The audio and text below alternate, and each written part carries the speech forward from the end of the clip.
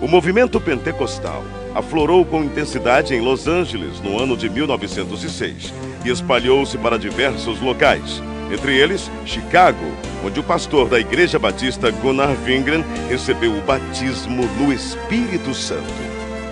Numa convenção batista, Gunnar Wingren conheceu o jovem Daniel Berg, que também fora batizado. Ambos eram suecos e se tornaram grandes amigos.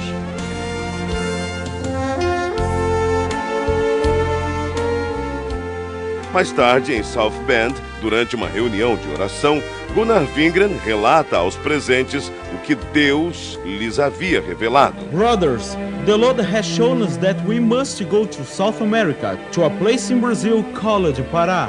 Neste porto, em 19 de novembro de 1910, o pastor Gunnar Wingren e o irmão Daniel Berg desembarcaram em terras brasileiras, como nos conta o presbítero Pedro Silva. Conforme a história dos antepassados, porque eu não assisti, que não era nascido nesta época. Mas meus pais foram os primeiros crentes da Assembleia de Deus no Brasil. E eles conversavam em casa, contavam tudo direitinho. O navio atracou na escadinha, no cais do porto, e eles saíram do navio com suas maletas na mão, e sem destino, porque não conhecia nada e tampouco não conhecia a língua. Saíram em direção da Avenida Presidente Vargas. Ao chegar na Praça da República, sentaram em uns bancos de mármore que tinha lá naquela época, e ali ficaram pensando e orando em espírito para Deus enviá-lo o que eles poderiam fazer. Sem rumo, sem economias, numa terra de um povo completamente desconhecido. Esta era a situação de nossos missionários. O futuro era uma incógnita. A única coisa de que tinham certeza era que o Espírito Santo de Deus estava com eles.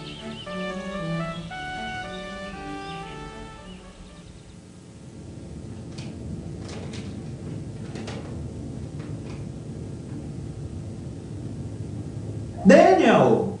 Yes, go ahead, speak. The editor of the newspaper is our brother Justice Nelson, a Methodist pastor I knew in North America. Tomorrow, you look for him. He will certainly give us the necessary orientation here in Brazil. Praise the Lord, praise the Lord, Lord. Amen, amen. O pastor metodista Justus Nelson os recebeu muito bem. Disse-lhes a respeito da Igreja Batista de Belém e prometeu levá-los até lá.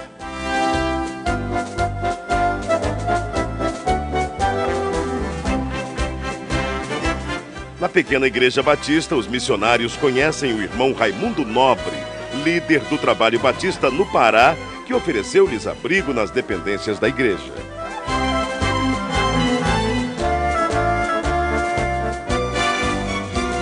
Mais tarde, os missionários foram apresentados ao irmão Adriano Nobre, membro da Igreja Metodista e primo de Raimundo Nobre. A convite do irmão Adriano Nobre, Berg e Wingren navegam pelo rio Tajaburu até chegarem ao local chamado Boca do Ibixuna, onde ficava a casa do irmão Adriano. Ali permaneceram por algum tempo, aprendendo a língua e os costumes do país em que passariam um bom tempo de suas vidas.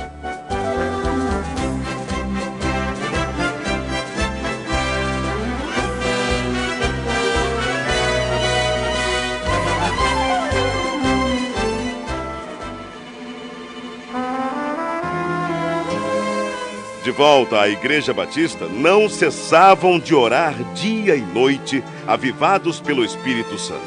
Isto causou inquietação em alguns membros, que os censuraram e os chamavam de fanáticos. Mesmo assim, os dois não se abalaram e continuaram orando e testificando sobre o batismo no Espírito Santo. Em 2 de junho de 1911, o Senhor batizou a primeira brasileira a crer nas promessas de Atos 2:39. Irmã Celina Albuquerque estava orando em sua casa quando começou a falar em línguas estranhas pelo poder do Espírito. Irmãos, o que tem acontecido aqui, o que tem acontecido conosco, é maravilhoso.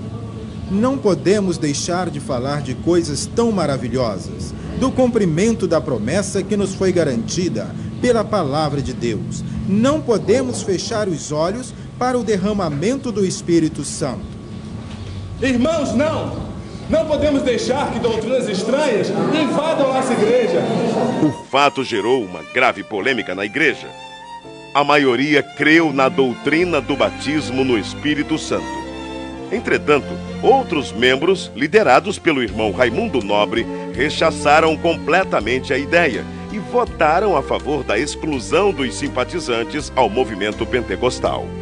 As 17 pessoas que saíram da Igreja Batista se reuniram na casa da irmã Celina e ali, juntamente com os missionários Daniel Berg e Gunnar Wingren, abriram um novo trabalho.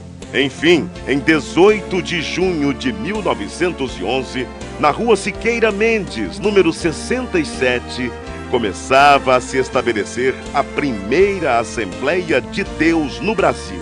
Enquanto o pastor Gunnar Wingren pastoreava a igreja em Belém, Daniel Berg saía como colportor, vendendo Bíblias e pregando o Evangelho em diversas cidades.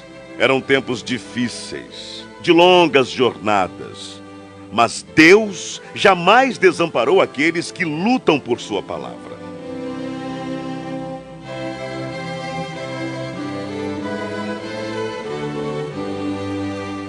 O desafio era muito grande, mas a obra de Deus crescia cada vez mais. Absalão Piano, pastor pentecostal brasileiro, ordenado por Gunnar Wingren em 1913, em Rio Preto, Tajaburu do Norte. Depois dele vieram Crispiano de Melo e Adriano Nobre. Neste mesmo ano, o pastor Gunnar Wingren deu início ao trabalho missionário brasileiro, enviando para Portugal o irmão José Plácido da Costa e família.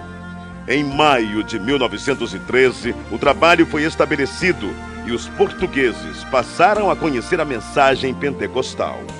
Mais tarde, o irmão José Matos se juntou ao trabalho. 1914. Estoura a Primeira Guerra Mundial. Em 25 de outubro deste mesmo ano, chega ao Brasil mais um missionário sueco, Otto Nelson e sua esposa Adina Nelson. No ano seguinte, foi a vez do missionário Samuel Nestran e sua esposa Lena Nestran. Alguns anos mais tarde, em 1917, foi fundado o primeiro jornal pentecostal, A Voz da Verdade. Esse jornal circulou por apenas 3 meses, mas os irmãos da Assembleia de Deus em Belém reconheceram que era necessário divulgar as bênçãos de Deus para todo o povo e, para isso, lançaram mão de um novo jornal, A Boa Semente, cujo primeiro número circulou em janeiro de 1919. Estava lançada a Boa Semente da Literatura. Em 1921, chega ao Brasil Niels Nelson, jovem de apenas 26 anos. Impulsionado por Deus, veio somar esforços à evangelização. Nessa época surge o primeiro inário da Assembleia de Deus, o Cantor Pentecostal, com 44 hinos e 10 corinhos. No ano seguinte, foi criada em Recife a Harpa Cristã.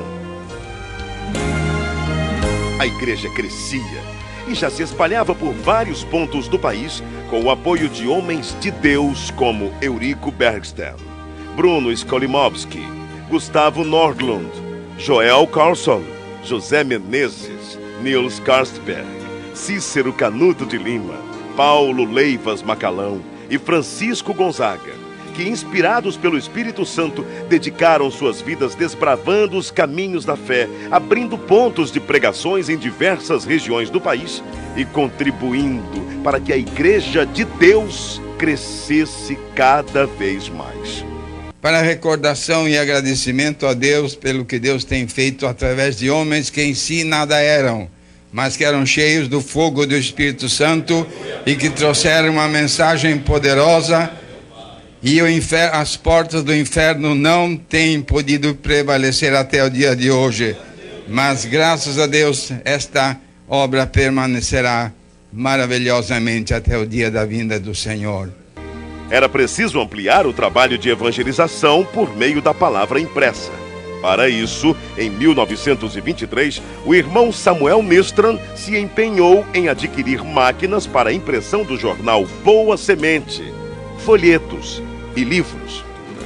Reconhecendo o valor da literatura cristã, o pastor Gunnar Wingren e seus auxiliares resolveram fundar um jornal evangélico na capital federal, o qual denominaram Som Alegre. Em 1930 foi realizado em Natal, Rio Grande do Norte, a primeira Convenção Geral das Assembleias de Deus. Com pesar, a igreja se despediu do pastor José Felinto, recolhido à glória durante a convenção. Na mesma assembleia foi decidido que os trabalhos do Brasil passariam a ser dirigidos pelos obreiros nacionais, com apoio dos missionários. Também foi decidido que os jornais Boa Semente e o Som Alegre se uniriam num só, formando um novo jornal que se tornou um órgão oficial das Assembleias de Deus do Brasil, o nosso Mensageiro da Paz. Durante a ditadura de Getúlio Vargas, foi criado um órgão controlador da imprensa, o Departamento Imprensa Propaganda. E todos os jornais deveriam ser registrados. O governo exigia que somente entidades jurídicas ou pessoas físicas, com os devidos títulos de propriedade, poderiam publicar jornais. Foi então que, para atender à imposição do governo, foi criada em março de 1940 a Casa Publicadora das Assembleias de Deus. Na verdade, a CPAD era formada pela redação do Mensageiro da Paz e teve vários endereços. Iniciou na Rua Figueira de Melo, número 232, ao lado da igreja. Depois passou para a Praça Marechal Deodoro, número 338, atual Campo de São Cristóvão. Em 1946, a CPAD passou a ser propriedade da Convenção Geral. Nessa época, deu-se início a uma campanha para a aquisição de uma propriedade onde funcionaria a gráfica do Mensageiro da Paz, que até então era editada em gráfica particular. Após vários meses, finalmente era lançada a pedra fundamental, a Rua Olindo de Melo, número 581, atual São Luís Gonzaga, 1951.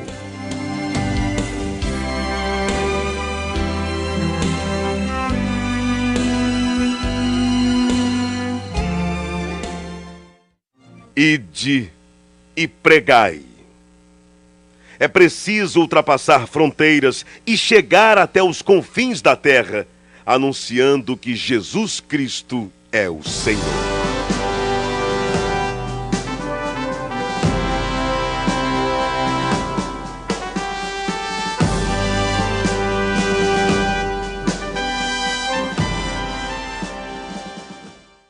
Você que me acompanha no canal Jailton Evangelista no YouTube, esse foi mais um vídeo no canal. Eu vou ficando por aqui. Se cuide, nos encontra no próximo vídeo, espero que este vídeo venha falar com todos. Fiquem todos com Deus e que o Senhor abençoe a todos e até a próxima.